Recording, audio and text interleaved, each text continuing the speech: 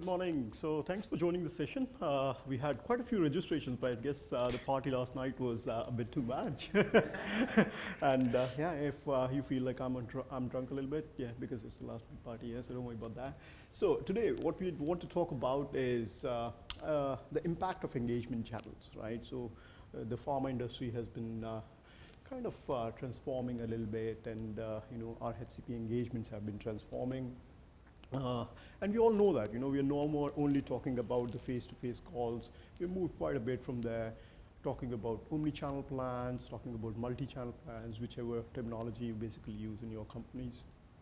And which means that not just the engagement has transformed, we also see that the processes have transformed as well, right? So from conventional segmentation and targeting, we today talk about channel mix optimization. We talk about creating customer journeys, and we're talking about content optimization now, right? So not just the alignment with marketing and sales and strategy, we're talking about content optimization as well. So both the HCP engagement as well as the processes have moved.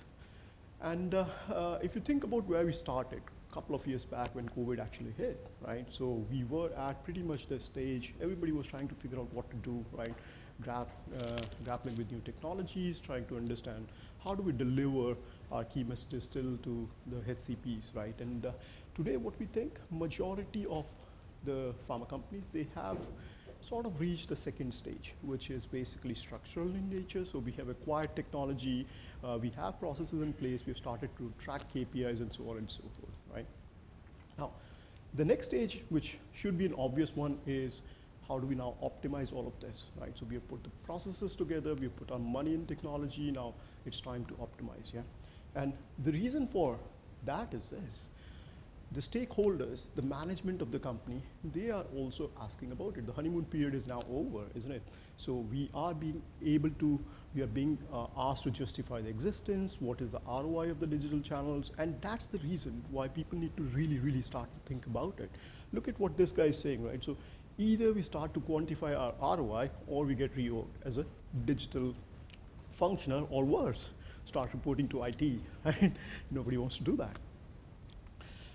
So how do we actually do that? And that's the topic of today, right? So the companies can make small starts, right? And one of the things that companies can actually start doing is basically understanding which are the channels which are more impactful than the other, right? The relative value of each of the channels against each other, right? So you might be using multiple channels, but now we want to think about how these channels really impact or have an influence on our customers. And that's why we put together just simple 3 questions, right? And it's not really rocket science. Do you have data? Do you have time? And do you have money, right? So if you think about it, if you don't have data, if you don't have time, but you have money, which is an obvious choice for most pharma companies, we have infinite resources, don't we? But yeah, if you have no data, no time, but money, you can actually buy some data. Yeah, the data exists, right? So there are syndicated researches available for you. But yes, if you think about the different choices here, you basically land up with 4 options, right? So either you buy the data, or you create the data, or if you have an existing data, which most of the companies don't think about, but we'll talk about it, yeah? So the data actually exists, you just need to understand what data you can use to understand the impact of each of your channels, right? So just ask yourself 3 questions. Do you have data, do you have time, and do you have money, right? Now, first option, buy data from external vendors. If you have money, but no time, and you don't have existing data in the company, you can simply buy this impact data from the vendors. Again, we are not the vendors who actually sell the data, but there are vendors available who will give you an assessment of how do HCPs perceive different channels, and you can straight away buy this from the likes of IQVIA and Across Health. But we also thought that, okay, if we are going to put 4 different options, we need to also evaluate these options, how these options work relatively, right? So the first option, for example, is the easiest one, right? You don't require time, you don't require much of your own internal data, there is no complexity involved, but the cost is high, right? So you have to buy this data. And it's not much customizable because it's syndicated, it's not very customizable, right? But at the end of it, it is still not connected to your financials within your company. It talks about external understanding or influence on the customers and how customers perceive different channels, but it doesn't relate these channels to your financials within the company.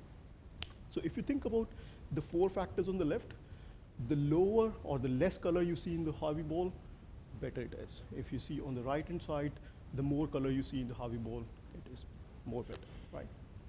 So let's talk about the second option, and this is one of my favorites, yeah? So some of this intelligence, and we started our presentation by saying intelligent guesstimates, right? So we have human intelligence within the company. Now, if you do not have time, if you do not have existing data, and if you also don't have money, which could be the case, I'm not saying, this could be a very good option. We worked on this framework with quite a few companies, and we discovered that the values of the impact evaluation that comes out of this methodology are not so far away from what you actually get from your syndicated studies, right? Perception-based. Now, what's the approach? Very simple. Think about all the factors that really create an impact in an interaction, right?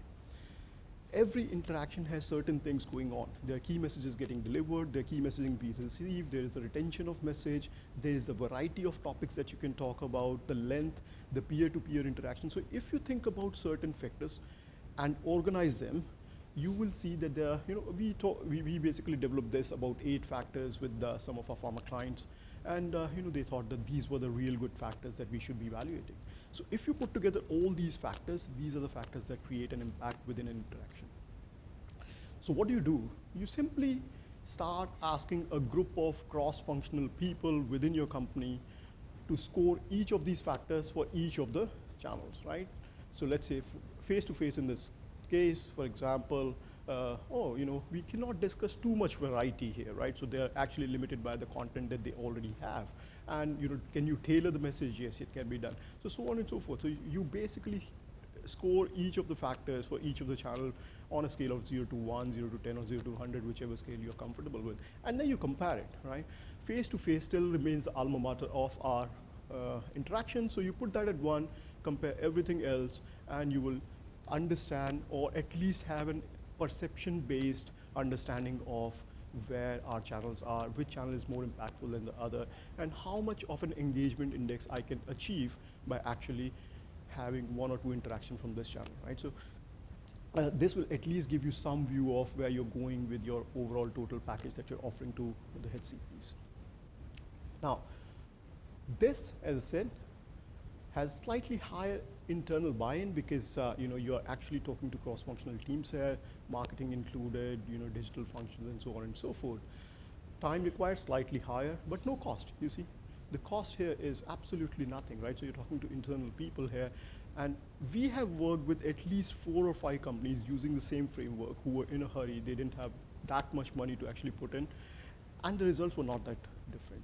Right? So it cannot be super, super different, right? So your webinar is, everybody knows, if you do deliver good content in webinar, it's going to be slightly more effective than your face-to-face call. So it's not really rocket science, right? Now, the third one, you can also run custom market research, right? Now, this depends, again, how much money you have. If you have money, you can actually ask a market research company to do a job for you, and they will deliver the results to you. But if you are still looking to do it internally, that's possible as well. Pick up sample of HCPs, ask your reps to profile the doctors on 2 simple questions, right? So again, we have used this quite a few times, and it's, again, not rocket science.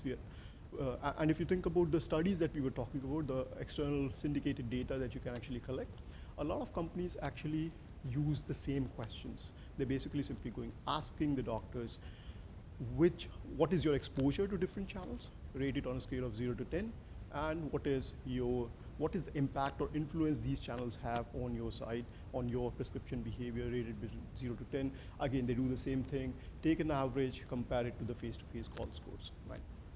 So these are pretty subjective, pretty simple, but highly effective techniques where you can actually think about differentiating the impact of your channels and understanding which channels I want to really implement in my omnichannel call plan. Now, all of these channels though, or all of these approaches though, they do not relate it back to the financials. And this is where the 4th approach comes in.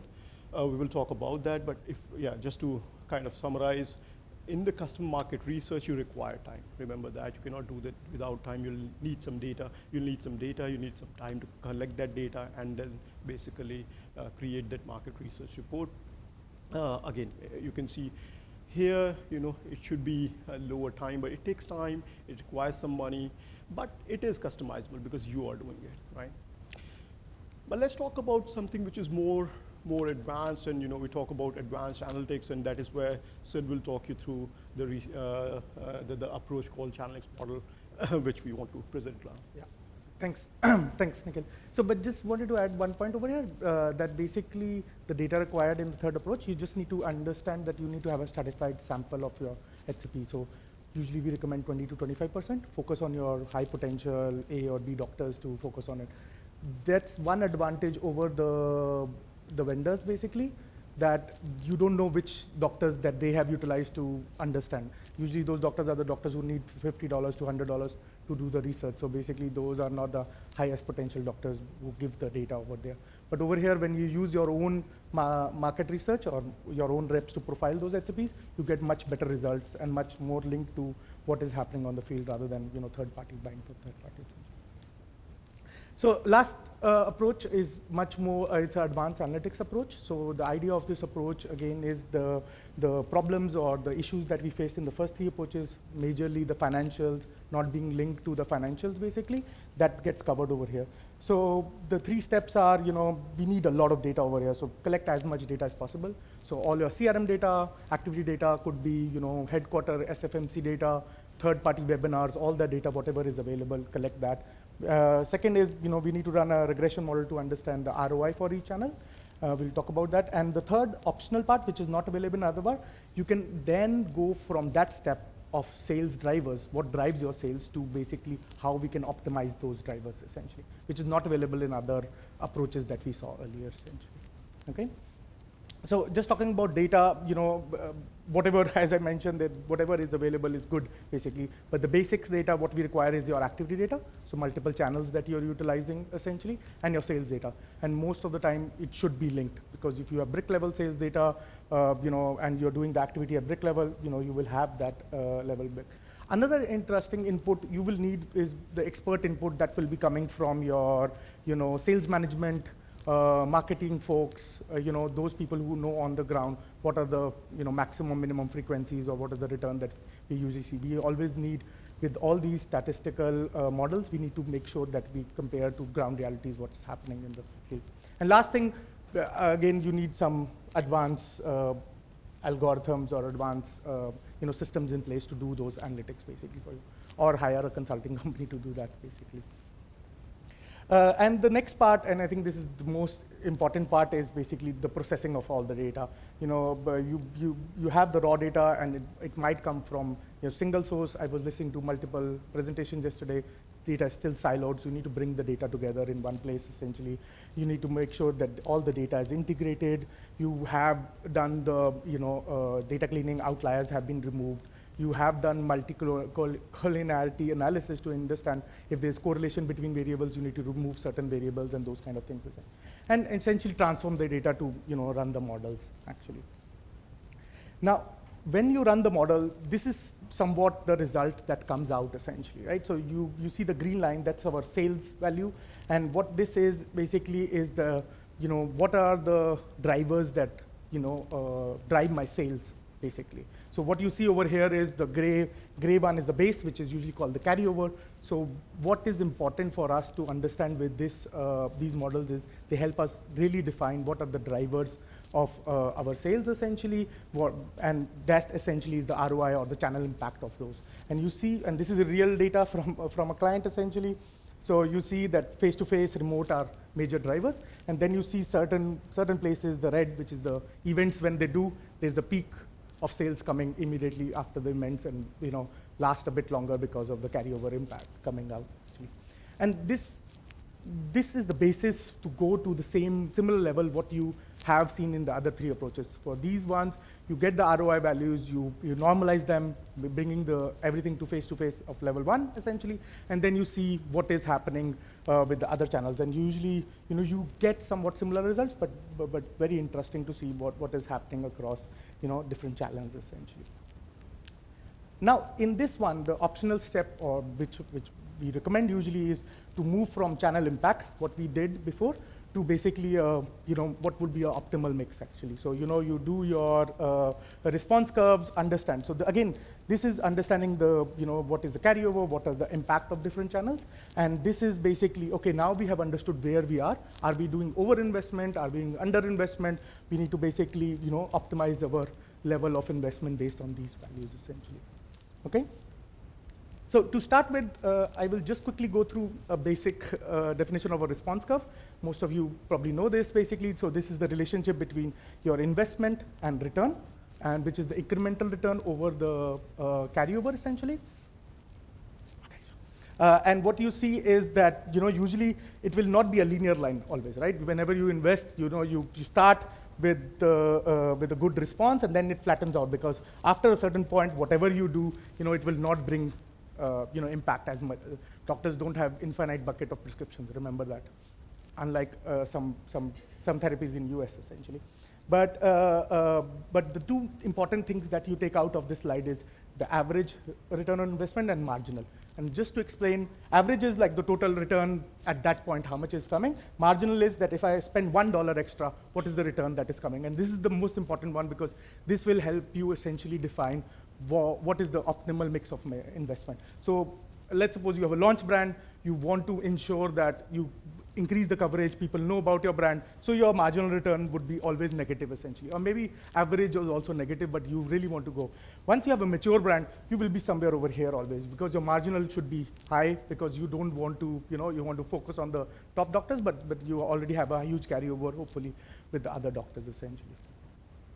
So this is a real example, and this is, you have your current points where you're currently investing the value. So you see the response curve for email, rep triggered email, a phone call, remote, and a face-to-face essentially. And then again, this is where the expert opinion comes in, right? They need to define what are business rules, expected return, what is the marginal ROI that you're looking at, and then basically depending on that, you reallocate your budget essentially. And this is what is happening over here. So you see we are over-investing because we still have a good return basically in F2F and remote, and we are reducing our investment in the other channel, which had totally flattened out essentially, right?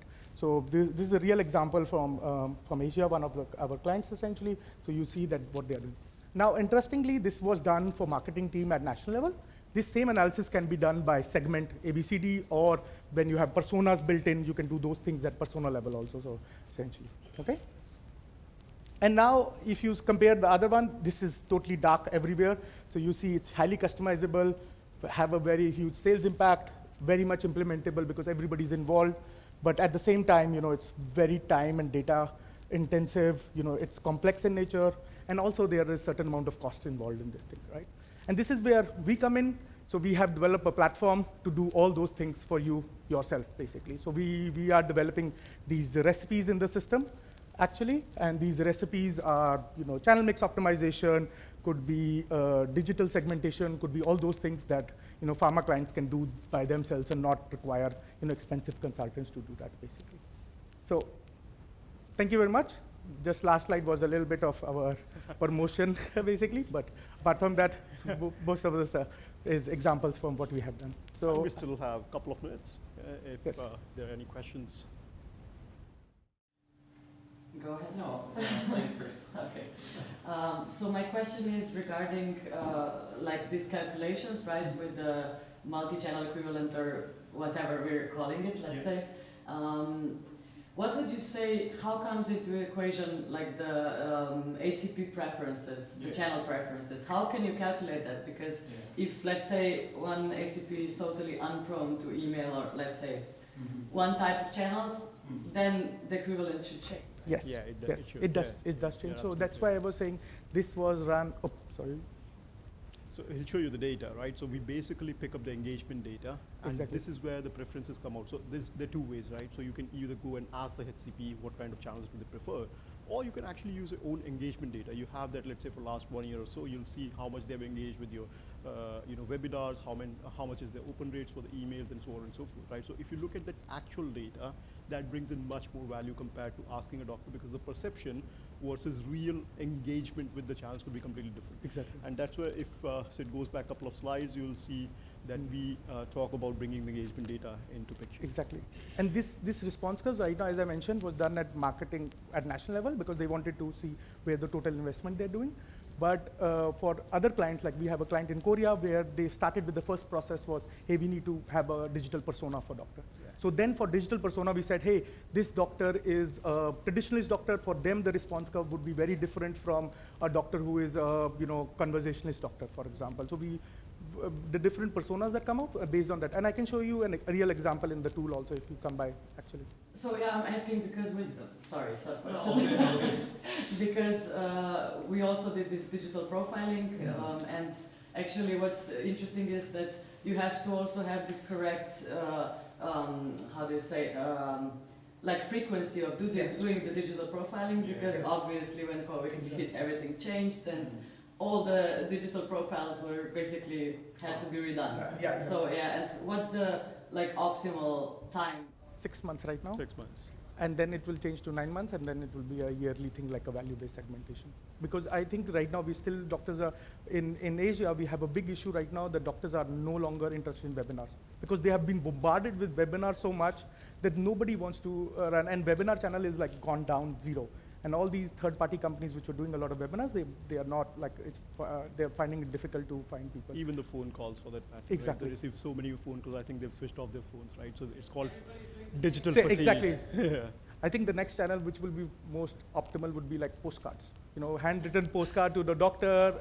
That will be working out. And in the case of Germany, faxes something basically. like WhatsApp. So the companies have started to use WhatsApp as well. Right? Faxes actually. Faxes actually. Another question, because you said you can basically do a regression model and really link to what's going on in one specific channel, like events, I think was the case, with sales. Okay. So how could you differentiate the sales peak is really coming from an event? So we do, when we do regression modeling, there's this typical regression model. We do multivariate regression analysis, and we look at R-squared values and p-values to see what is the statistically significant value of those things. So that's part of the modeling. Again, this is all estimation. That's why we need to bring in experts to make sure that they see what is happening in real life versus what statistical models that we are using. And how much data would you need to make this real? Significance is. Yeah, exactly. We tell our clients at least 6 to 9 months, right? So you have to have significant enough data to be able to find those patterns within the data, right? If you have too less data of engagement, it's the estimations might go wrong. So at least 6 to 9 months of engagement data. Thank you. So come by our booth if you would like to see some of the stuff. So we will happy to show you actual tools, how it works, and show you some certain results. Especially for you, for the persona segment, we can show you some cool stuff actually happening. Okay. So thank you very much. Thank you very much.